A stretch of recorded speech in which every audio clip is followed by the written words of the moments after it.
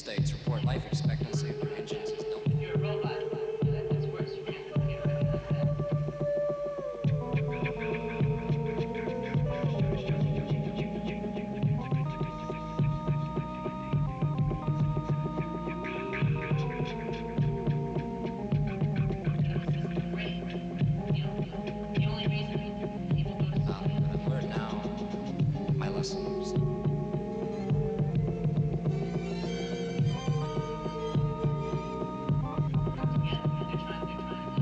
Maxi coats are both a curse and a blessing in New York. Dry cleaners, they're charged.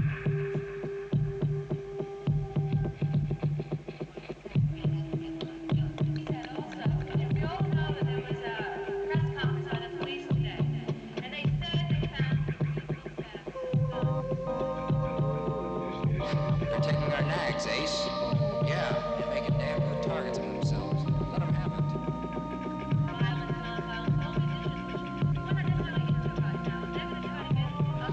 Win a Florida holiday in a color TV. That's your check.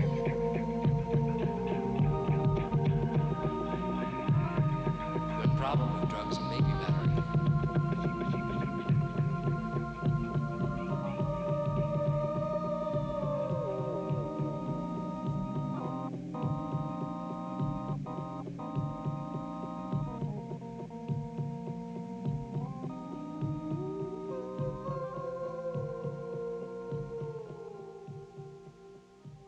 That's the same old jive that's been run down for the past 300 years. If y'all so wise and heavy, why didn't you join the strike in the beginning? No, you just go back and tell them, sorry, this motherfucker is closed down on strike, Jack, and we'll whisper in the store. Why doesn't the strike committee add some of our demands, like ending ROTC? How? You want to off ROTC. All you have to do is go down to the ROTC building, take a bottle, fill it full of gasoline, plug it with a rag. Yeah, man, but what if you want to end sociology? Listen, man, a Molotov cocktail is a mixture of gasoline and kerosene. White radical is a mixture of bullshit and jive. Right on. You know, I don't have to prove my revolutionary credentials to you. You know, there's a lot of white students who are already out on the streets fighting just like you guys do in the ghetto. And, you know, there's a lot of unhappy, dissatisfied white people who are potential revolutionaries.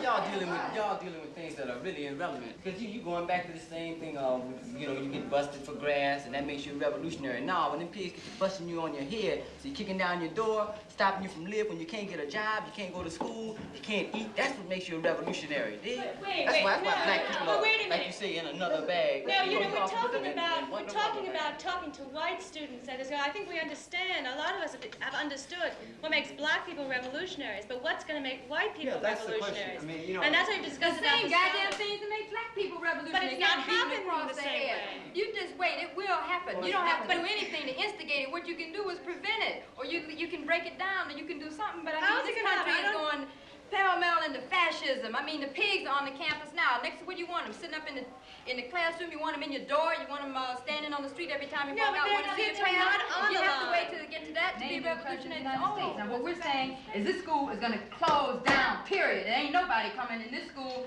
unless they come at their own risk. And once they decide they want their school back open, they're going to open it on our terms, period. Is that simple?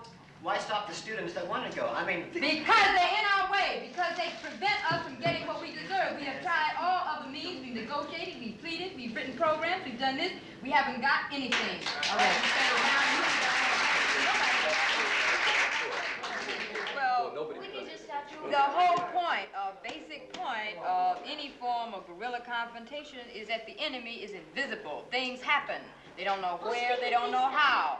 People do things, and the people who they have their attention focused on are being nothing but attracting attention. I don't think that's the stage we're at yet. I mean, we're just beginning to involve people on this campus. If you want to shut this school down, what do you plan to do? But we do not have white support on this campus yet, and until we do, we deal in mass tactics. That student union is not running no performance. It's going to depend on that to shut this school down.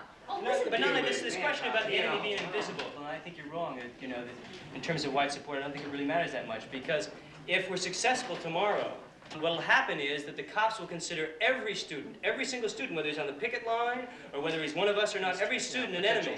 And once that happens, then I think eventually, if we can keep up the pressure, then it will be a popular white you. So I'm late for the other motherfuckers. Did you fix up the new coffee? Can't a man make coffee around here anymore? Yeah. Good for you. I say that we form 4 or 5-man tack squads of our own to be stationed just outside the campus, and when the cops move in on the strike lines, they form a diversionary course behind the cops, so the picket lines have time to get out of their way. Can't we use the Aren't cars an effective blockade? Cars? Cars? Sure, On a campus? Sure. Strategically, Wait. How about your car? 6-1 Ford Falcon, man. Go ahead. You can drive it up, Jack. I'll send it over. Well, I mean, The reason why we trying to make change right here on the campus is because we realize government on this campus, we can't live in the community, man. We talking about education, we talking about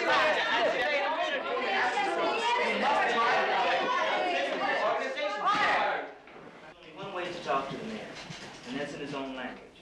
If the man's language is his guns, you talk to him with a gun. It's very simple. Are you willing to die? Black people are dying, and a lot of black people have died already in this country. Black people have earned this leadership in blood, Jack. We're not gonna give it up. Well, I'm willing to die, too. Alone?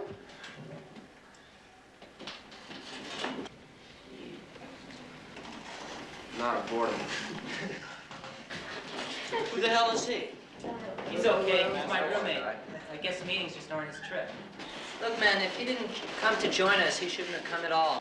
Why the hell not? How else is he going to determine whether or not he wants our Well, what labor? is this? Meetings aren't his trip. What kind of nonsense is that? If he wants to be a revolutionary, he has to learn to work with other people. This is where he had to come to find out. What was, what was any revolutionary without other people? What was Lenin without his organization? What was Castro without his organization?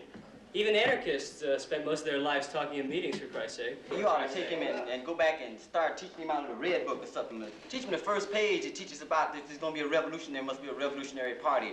That bourgeoisie individualism that he's indulging in is going to get him killed. Resolutely struggle against bourgeois individualism.